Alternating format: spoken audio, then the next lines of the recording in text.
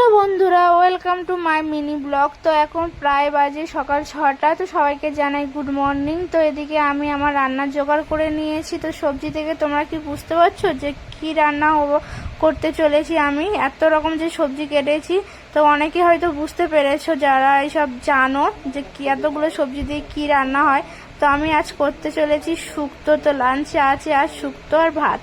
তো এদিকে দেখো আমি রান্না বসিয়ে দিয়েছি। প্রথমে বড়িগুলো একটু লাল লাল করে ভেজে নেব। বড়িটা ভেজে নেওয়ার পরে একই তেলের মধ্যে আমি পরপর সবজিগুলো ভেজে নেব। যেহেতু ব্যাঙ্গালোরে আছি, তো আমি একা প্রথমবার করছি শুক্তোটা। তো বিয়ের পরে আমি 2-1বার করেছি, কিন্তু সেখানে আমার শাশুড়ি মা সব বলে দিয়েছিল, শাশুড়ি মা সব জোগাড় করে দিয়েছিল। একদমই আমার মনে নেই যে শুক্তো আমি কিভাবে করব।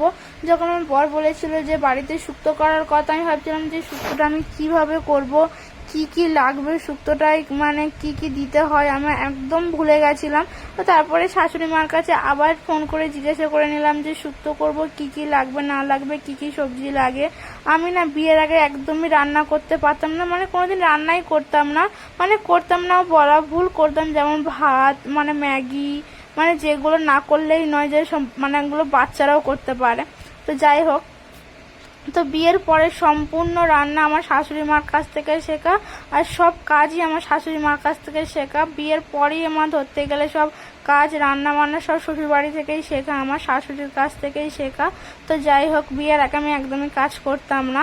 তো এদিকে দেখো বেগুনও ভেজে তুলে নিয়েছি, উচ্ছেও ভেজে নিয়েছি, সবজিগুলো ভেজে নিয়ে এর মধ্যে দিয়ে দিয়েছি একটু ফোড়ন। এর মধ্যে শুকনো লঙ্কা 5 ফোড়ন শেষ হয়ে গেছিলো, তার জন্য দিয়ে দিচ্ছি একটু জিরে। ফোড়ন দিয়ে সবজিগুলো দিয়ে দিয়েছি। এইখানে সবজিগুলো আমি লাল লাল করে একটু হালকা ভেজে নেবো। লাল লাল করে ভেজে নিয়ে এর মধ্যে আমি দিয়ে দেবো হালকা পরিমাণ মতো নুন দিয়ে এর মধ্যে দিয়ে দেবো রাঁধুনি আর আদা বাটা। রাঁধুনি আদা বাটা দিয়ে তার মধ্যে দিয়ে দেবো আমি জল, পরিমাণ মতন জল দিয়ে দেবো। তো আমি ভাবছিলাম যে শুক্তোটা আমি করছি কেমন হবে না হবে, এতগুলো সবজি দিয়ে করছি। আর যেহেতু এখানে ব্যাঙ্গালোরে সব জিনিসের এত দাম, এখানে অনেক জিনিসই পাওয়া খুব মুশকিল। যেমন দুধ, আমরা অনেকগুলো দোকান খুঁজে খুঁজে দুধ পেয়েছি, এখানে বেশিরভাগ লিকুইড দুধ পাওয়া যায়। আমি এটা শুনেছি যে শুক্তোর মধ্যে লিকুইড দুধ দিলে অতটা টেস্ট হয় না, সেই জন্য প্যাকেট দুধ খুঁজছিলাম। তো লাস্টে ফাইনালি পেয়ে গেছিলাম। আর এখানে দেখো রাঁধুনি, এখানে বেশিরভাগ যেহেতু কানাডা হিন্দি, তো ওরা রাঁধুনি বললে তো চিনবে না, আর রাঁধুনির হিন্দিতে কি বলে আমি ঠিক জানি না। তো একটা বাঙালি দোকান থেকে আমি ওগুলো নিয়েছি, রাঁধুনি আর দুধটা অন্য দোকান থেকে নিয়েছি। তো দেখো আমার এদিকে যেটা কষে আমি এখানে জল দিয়ে দিয়েছি। দেখো জলটা ফুটে গেছে, এর মধ্যে আমি দিয়ে দেবো সাদা সর্ষে, কালো সর্ষে আর পোস্ত পেস্ট করে রেখেছিলাম, সেই পেস্টটা আমি এর মধ্যে দিয়ে দেবো। দিলে এটা আরেকটু ফুটে উঠলে এর মধ্যে দিয়ে দেবো আমি দুধ গরম জলে দুধ গুলে রেখেছি, সেটা দিয়ে দেবো। আর দুধটা দেওয়ার পরে এর মধ্যে আমি হালকা করে চিনি দিয়ে দেবো।